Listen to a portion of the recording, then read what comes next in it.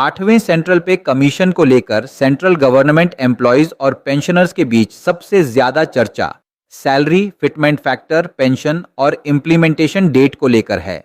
Government ने 3 नवंबर 2025 को 8वें पे कमीशन का गठन किया था और कमीशन को अपनी रिकमेंडेशंस देने के लिए 18 मंथ्स का समय दिया गया है, यानी कमीशन की निर्धारित डेडलाइन मई 2027 तक है। लेकिन ध्यान रखें, अभी फाइनल सैलरी स्ट्रक्चर या फिटमेंट फैक्टर गवर्नमेंट द्वारा ऑफिशियली घोषित नहीं किया गया है। अब बात करते हैं उन प्रपोजल्स और एस्टिमेट्स की जिनकी चर्चा 8वें पे कमीशन को लेकर हो रही है। सबसे बड़ा प्रस्ताव मिनिमम बेसिक सैलरी को 18,000 रुपए से बढ़ाकर लगभग 69,000 रुपए करने का है। इसके साथ फिटमेंट फैक्टर करीब 3.68 रहने का अनुमान लगाया जा रहा है। हालांकि यह फिगर अभी ऑफिशियल नहीं है और फाइनल फिटमेंट फैक्टर कमीशन की रिकमेंडेशंस और गवर्नमेंट की अप्रूवल के बाद ही तय होगा। 7वीं सीपीसी मेम पे और पेंशन रिवीजन के लिए 2.57 फिटमेंट फैक्टर का इस्तेमाल किया गया था।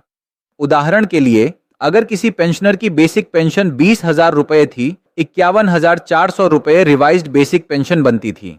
अब अगर 8वें पे कमीशन में प्रस्तावित 3.68 फिटमेंट फैक्टर को मान लिया जाए, 73,600 रुपए बेसिक पेंशन बनेगी।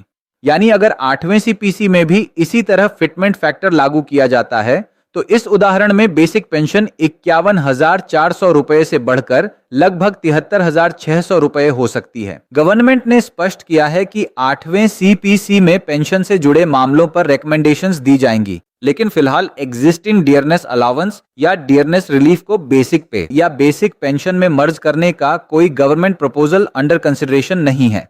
दूसरी तरफ पेंशनर ऑर्गेनाइजेशंस की ओर से मांग की जा रही है कि डियरनेस रिलीफ यानी डीआर को एक निश्चित थ्रेशहोल्ड पर बेसिक पेंशन में मर्ज किया जाए।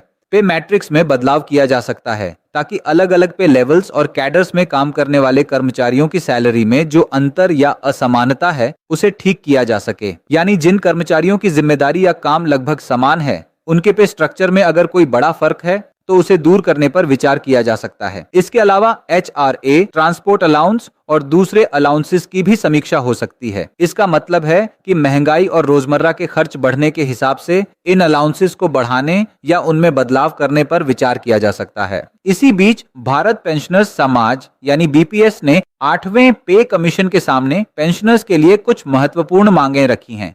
BPS ने मांग की है कि डियरनेस रिलीफ यानी डीआर को हर 6 महीने के बजाय हर 3 महीने में रिवाइज किया जाए ताकि बढ़ती महंगाई का असर कम किया जा सके। इसके अलावा जब डीआर 25% से ऊपर हो जाए तो उसे बेसिक पेंशन में मर्ज करने की मांग भी की गई है। BPS ने मिनिमम पेंशन 45,000 रुपए, गवर्नमेंट एम्प्लॉयज के लिए मिनिमम बेसिक सैलरी 69,000 रुपए और फिटमेंट फैक्टर 3.83 रखने का भी प्रस्ताव दिया है। हालांकि ये सभी मांगे और प्रपोजल्स हैं, गवर्नमेंट के फाइनल डिसीजंस नहीं। इन पर अंतिम फैसला 8वें पे कमीशन की रिकमेंडेशंस और गवर्नमेंट की अप्रूवल के बाद ही होगा।